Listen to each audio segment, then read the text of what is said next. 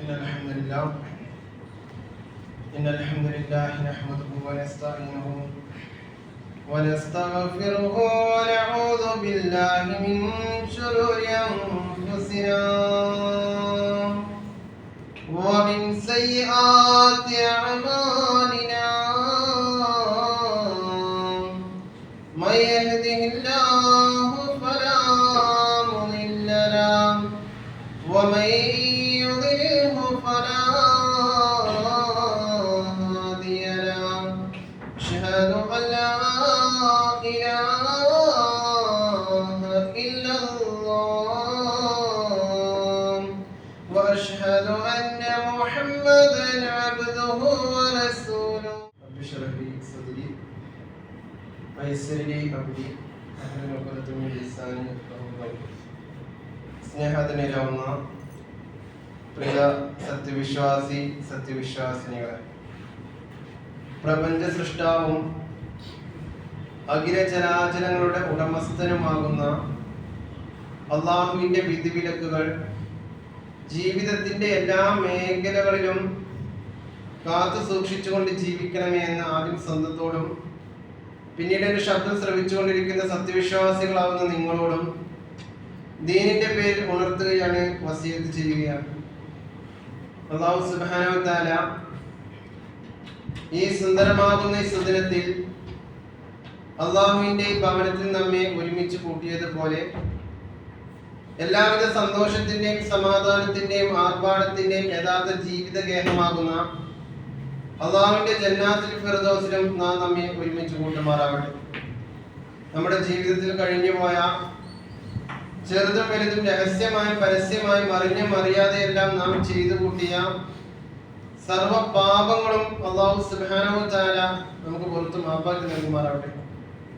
നമ്മളിൽ സാമ്പത്തികപരമായിട്ടും ശാരീരികപരമായിട്ടും മറ്റും പലതരത്തിലുള്ള പ്രയാസങ്ങൾ അനുഭവിക്കുന്ന ആളുകൾ നമുക്ക് ചുറ്റുപാടുമുണ്ട്.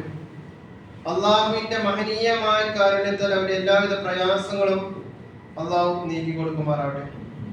സത്യവിശ്വാസികളെ, കഠിനമായ ചൂടുള്ള ഒരു കാലാവസ്ഥയിലാണ് നമ്മൾ ഏവരും ജീവിച്ചുകൊണ്ടിരിക്കുന്നത്, അല്ലെ? അതുകൊണ്ട് തന്നെ പലതരത്തിലുള്ള ബുദ്ധിമുട്ടുകളും നമ്മൾ അനുഭവിക്കുന്നുമുണ്ട്. ഇന്ന് AC എന്നുള്ള സൗകര്യമില്ലാത്ത വീടുകളിൽ താമസിക്കാനൊക്കെ വളരെയധികം ബുദ്ധിമുട്ട് തന്നെയായിരിക്കും. കാരണം അത്രമാത്രം ചൂടാണ് അന്തരീക്ഷത്തിൽ നിറഞ്ഞു നിൽക്കുന്നത്, അല്ലെ?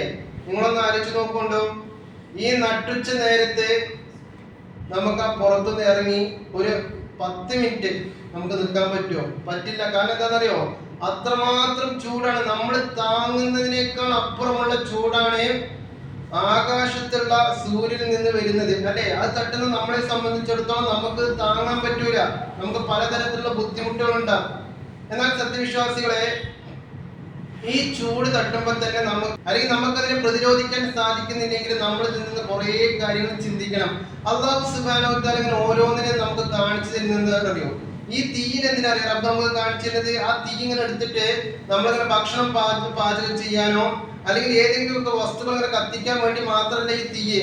ആ തീ കാണുമ്പോൾ നമ്മൾ ചിന്തിക്കണം. മനസ്സിലാണ്ടോ? ഈ ദുനിയാവത്തെ തീ തന്നെ എന്നെ കൊണ്ട് താങ്ങാൻ പറ്റുന്നില്ല. നിങ്ങളൊന്ന് ആലോചിച്ച് നോക്കൂ മനുഷ്യന്മാരെ. ഭൂമിയിൽ നിന്ന് ലക്ഷക്കണക്കിന് കിലോമീറ്റർ അപ്പുറത്താണ് ആര് സ്ഥിതി ചെയ്യുന്നത്? ഈ സൂര്യൻ സ്ഥിതി ചെയ്യുന്നത്. ഈ സൂര്യന്റെ താപം പോലും സഹിക്കാൻ നമുക്ക് സാധിക്കുന്നില്ലെങ്കിൽ നമ്മൾ ചിന്തിക്കണം, മനുഷ്യന്മാരെ നരകം എന്നുള്ള ലോകമുണ്ട്. ആ ലോകത്ത് എങ്ങനെ മനുഷ്യന്മാരെ നമുക്ക് സഹിച്ചു പിടിച്ച് നിൽക്കാൻ പറ്റും? നിങ്ങൾ ചിന്തിക്കേണ്ട വിഷയമാണ്. നമ്മളൊക്കെ പലപ്പോഴും ദീനിന്റെ കാര്യത്തിൽ പിന്നോട്ട് നിൽക്കൂലേ? ദീനനുസരിച്ച് ജീവിച്ചിട്ട് ഇപ്പൊ എന്താ കാര്യം, അല്ലെ? നമ്മളെപ്പോഴും ഭൗതിക ചിന്താഗതി നോക്കുള്ളൂ. ദീനനുസരിച്ച് ജീവിച്ചപ്പോ എത്ര സാലറി കിട്ടും, അല്ലെ? അവന്റെ കൂടെ പോയപ്പോ എന്ത് കിട്ടും, അങ്ങനെയൊക്കെയുള്ള ചിന്താഗതിയാണ്. പക്ഷെ നിങ്ങളൊരു കാര്യം മനസ്സിലായിക്കോട്ടെ, നിങ്ങൾ തബൂക്ക് യുദ്ധം എന്ന് പറഞ്ഞൊരു യുദ്ധം കേട്ടിട്ടുണ്ടല്ലോ. ആ തബൂക്ക് യുദ്ധത്തിന് വേണ്ടിയിട്ട് നബി സല്ലല്ലാഹു അലൈഹി വസല്ലമയും സഹാബികൾ അങ്ങനെ പോവാണ്. ആ തബൂക്ക് യുദ്ധത്തിന്റെ വേള എങ്ങനെയെന്നറിയോ? അങ്ങേയറ്റം കഠിനമായ ചൂടുള്ള ഒരു അവസ്ഥയാണ് കേട്ടോ. ഈ യുദ്ധത്തിന് വേണ്ടി പോകുമ്പോ ഈ സഹാബികൾ എന്തില്ല, വല്ലാതെ ഭക്ഷണമൊന്നും അതുങ്ങൾക്കില്ല. ആപ്പാടെ ഒട്ടിയ വയറും പോരാത്തതിന് കഠിനമായ ചൂടും. ഈ പോകുന്ന കൂട്ടത്തിൽ ആരുണ്ട്? മുനാഫിക്കുകൾ ഉണ്ടായിരുന്നു. ഈ മുനാഫിക്കുകളെ ഒപ്പമുള്ള ആളുകളോടും ഈ പ്രവാചകനോടൊക്കെ എന്താ പറഞ്ഞത്? ഖാലൂ ലാ തൻഫിറൂ ഫിൽ ഈ ചൂടിലൊന്നും ഞങ്ങൾ എന്തില്ല, ഈ യുദ്ധത്തിന് വരാൻ ഞങ്ങൾ തയ്യാറല്ല പറഞ്ഞു. ഈ ചൂടിന് ആരും നിങ്ങൾ പുറപ്പെടേണ്ട, നിങ്ങൾ യുദ്ധത്തിന് പുറപ്പെടേണ്ട എന്ന് മുനാഫിക്കുകൾ പറഞ്ഞു. ആ സന്ദർഭത്തിൽ അല്ലാഹു സുബ്ഹാനഹു വ തആല അവർക്ക് കൊടുത്ത മറുപടി എന്നറിയോ? നബിയെ, അവർക്ക് താങ്കൾ പഠിപ്പിച്ചു കൊടുക്കുക. ഈ ദുനിയാവിലെ ചൂട് കണ്ടിട്ടല്ലേ അവർ ഈ വർത്തമാനം പറയുന്നത്. എന്നാൽ മനസ്സിലാക്കിക്കൊള്ളുക, നരകത്തിലെ ചൂട് എന്നുള്ളത് അശദ്ദു ഹർറാ, ഈ ദുനിയാവിലെ ചൂടിനേക്കാളും ഭയാനകരമാകുന്ന ചൂടാണ് നരകത്തിലുള്ളത്. ലൗകാനോ യഫ്ഖഹൂൻ, അവരൊന്ന് മനസ്സിലാക്കിയിട്ടുണ്ടായിരുന്നെങ്കിൽ. ഇതാണ് നമ്മളോട് പറഞ്ഞത്. അതാണ് ഞാൻ തുടക്കത്തിൽ പറഞ്ഞത്. നമുക്ക് ദീനി രംഗത്തൊക്കെ നിൽക്കാൻ വല്ലാത്തൊരു മടി അല്ലെ, വല്ലാത്തൊരു ബുദ്ധിമുട്ട്, അതൊക്കെ ഒരു കുറവായിട്ടാണ് പലരും കാണുന്നത് അല്ലെ. പലരും അതാണല്ലോ പറയുന്നത്. എന്നാൽ വിശ്വാസികളെ മനസ്സിലായിക്കോ, നമ്മൾ ദീനീപരമായി ജീവിക്കുമ്പോൾ, ശരിക്കും മനസ്സിലായിക്കോട്ടോ, ദീനീപരമായി ജീവിക്കുമ്പോൾ ദുനിയാവിൽ കുറച്ച് ത്യാഗവും പ്രയാസമൊക്കെ അനുഭവിക്കേണ്ടി വരും. എന്നാൽ ഈ ത്യാഗവും പ്രയാസവും നമ്മൾ അനുഭവിക്കാതെ ദുനിയാവിന്റെ സുഖത്തിലൂടെ പോയി കഴിഞ്ഞാൽ അവസാനം ഈ ദുനിയാവിൽ നമ്മൾ അനുഭവിക്കേണ്ട ത്യാഗം ഉണ്ടല്ലോ, അതിനേക്കാൾ വലിയ ത്യാഗമാണ് നമ്മളെ പരലോകത്ത് കാത്തിരിക്കുന്നത് എന്ന് നമ്മൾ ചിന്തിക്കാം. നമ്മളെപ്പോഴും മനസ്സിലാക്കേണ്ടത് അറിയോ? ഏതെങ്കിലും ഒരു ത്യാഗം നമ്മൾ അനുഭവിച്ചേ പറ്റൂ. ഏതെങ്കിലും ഒരു ത്യാഗം, ഒന്നെങ്കിൽ ദീനനുസരിച്ച് ദുനിയാവിൽ നീ കുറച്ച് ത്യാഗം അനുഭവിക്കുക, അല്ലെങ്കിൽ നീ എന്ത് ചെയ്യാ, മരിച്ചു പോയിട്ട് ആ നരകത്തിൽ കടക്കുക. ഇത് ഏതെങ്കിലും ഒരു ത്യാഗം ഒരു മുസൽമാൻ അല്ല, ഒരു മനുഷ്യൻ അനുഭവിക്കൽ നിർബന്ധമാണ് എന്നുള്ളത്. നമ്മൾ ഏത് തെരഞ്ഞെടുക്കുക? മനുഷ്യന്മാരെ ദുനിയാവിൽ ത്യാഗം എന്ന് പറഞ്ഞപ്പോ എന്താ, നരകത്തെ അപേക്ഷിച്ച് ഒന്നുമല്ല. കുറച്ച് എന്തെങ്കിലുമൊക്കെ ബുദ്ധിമുട്ടുണ്ടാവും എന്നല്ലാതെ നരകത്തെ അപേക്ഷിച്ച് എന്തല്ല, ഒന്നുമല്ല എന്നുള്ളത്. ഇനി നമ്മൾ ശ്രദ്ധിക്കേണ്ടതേ, ഈ നരകം സ്വർഗം അല്ലാഹു സുബ്ഹാനഹു വ തആല സൃഷ്ടിച്ചു വെച്ചിട്ടുണ്ടോ എന്നുള്ളതാണ്. സൃഷ്ടിച്ചു വെച്ചിട്ടുണ്ട് എന്നുള്ളത് തന്നെയാണ്. മനസ്സിലാണ്ടോ?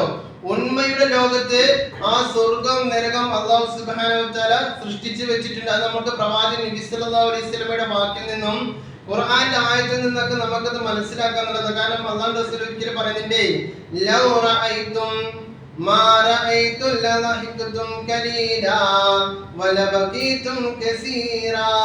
അല്ലാഹു റസൂൽ പറയുന്നേ, ലൗ റഅയ്തും, നിങ്ങൾ കണ്ടിട്ടുണ്ടായിരുന്നെങ്കിൽ, മാ റഅയ്തു, ഞാൻ കണ്ടത് നിങ്ങൾ കണ്ടിട്ടുണ്ടായിരുന്നെങ്കിൽ. അവിടെ എങ്ങനെ പറഞ്ഞത്? ഞാൻ കണ്ടത്. അപ്പൊ കണ്ടത് എന്ന് പറഞ്ഞത് എന്താണ്? കഴിഞ്ഞു പോയ കാര്യമാണ്. ഞാൻ കണ്ടത് നിങ്ങൾ കണ്ടിട്ടുണ്ടായിരുന്നെങ്കിൽ ലളഹിഖതും ഖലീലാ, നിങ്ങൾ കുറച്ച് ചിരിക്കുള്ളൂ. മനസ്സിലാണ്ടോ? അപ്പൊ നമ്മൾ തന്നെ ചിന്തിക്ക്, നമ്മളിപ്പോ നരകം കണ്ടിട്ടാണ് മനുഷ്യന്മാരെ ദുനിയാവിലേക്ക് വന്നതെങ്കിലുണ്ടല്ലോ, നമ്മുടെ ഈ കളി, ചിരി, ആഘോഷം, പൊട്ടിത്തെറി ഇതൊന്നും ഉണ്ടാവില്ല. നമ്മൾ എക്സ്ട്രാ ഡീസന്റ് ആയിട്ട് ഉണ്ടാവും. നമുക്ക് ചിലപ്പോ പറഞ്ഞു കഴിഞ്ഞാൽ ഈ മുത്തുപേന്റെ ആവശ്യം തന്നെ ഉണ്ടാവില്ല. മനസ്സിലാണ്ടോ?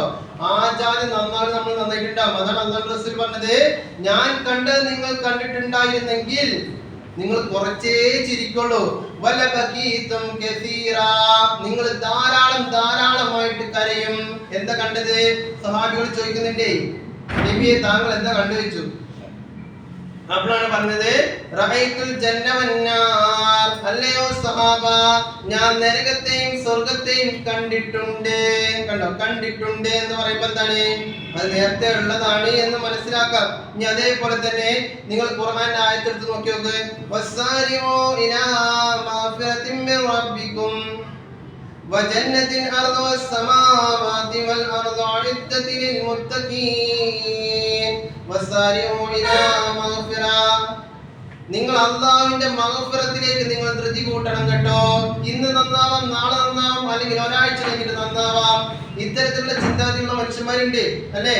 കുറച്ചുകൂടി കഴിയട്ടെ, കുറച്ചുകൂടി കഴിഞ്ഞിട്ട് ഇതൊക്കെ ഒന്ന് അടിച്ച് പൊളിച്ചില്ലേ, എല്ലാം ആഘോഷിച്ച് നല്ല പ്രായമൊന്നും കഴിഞ്ഞ് ലാസ്റ്റ് എന്താണ്, തലയിൽ നിരക്ക് വരുമ്പോ എന്ത് ചെയ്യാ, പതുക്കെ നന്നാവാം എന്നുള്ള ചിന്താഗതിയുള്ള മനുഷ്യന്മാരെ നിങ്ങൾ ചിന്തിച്ചോളുണ്ടോ. അല്ലേടെ നിങ്ങളോട് പറയണത്, ഇന്നോ നാളെ എന്നല്ലത്, ഇപ്പൊ നന്നായിക്കോ.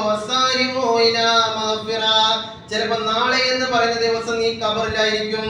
അതുകൊണ്ടാണ് പറഞ്ഞത് നാളെ നന്നാവാം, മറ്റന്നാൾ അത് വേണ്ട.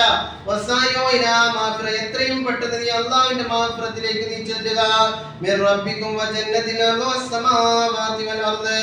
ആകാശ ഭൂമികളെക്കാൾ വിശാലമാകുന്ന സ്വർഗമുണ്ടല്ലോ, ആ സ്വർഗം ലക്ഷ്യമാക്കിക്കൊണ്ട് നീ ദുനിയാവിൽ സന്തോഷത്തോടു കൂടി നീ ജീവിച്ചു കൊള്ളുക. എന്നിട്ട് അത് അവസാനം പറയണേ, ആ സ്വർഗം ഉണ്ടല്ലോ, ആ സ്വർഗം തയ്യാറാക്കി വെച്ചിട്ടുണ്ട്. കണ്ടോ? തയ്യാറാക്കി വെച്ചിട്ടുണ്ട് എന്നുള്ളതാ, അല്ലെങ്കിൽ തയ്യാറാക്കാൻ പോകുന്നു എന്നല്ല പറഞ്ഞത്, തയ്യാറാക്കി വെച്ചിട്ടുണ്ട്. എന്ത്?